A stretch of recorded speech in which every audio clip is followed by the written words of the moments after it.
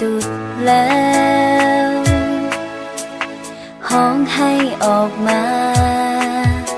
ระบายปัญหาในใจ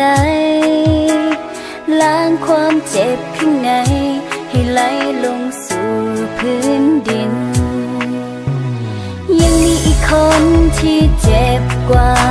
เวลาที่เจ้าทุกข์ใจและจะคอยยิ้มให้กำลังใจอยู่เคียงข้างกันอย่างนี้เสมอบอกเคยเสียใจ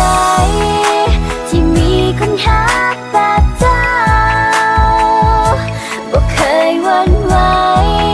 กับอดีตที่เจ้านั้นมีแต่เจ้านั้นคือคำตอบให้โลกนี้มีความหมายจะอยู่เป็นคนสุดท้ายให้เจ้าจงมั่นใจ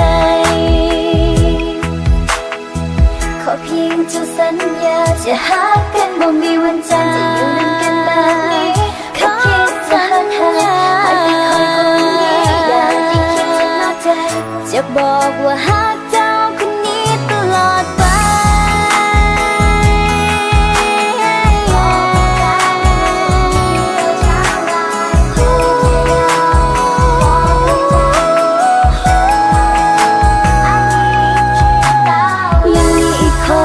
ที่เจ็บกว่าเวลาที่เจ้าทุกข์ใจและจะขอยิ้มให้กำลังใจอยู่เคียงข้างกันอย่างนี้เสมอ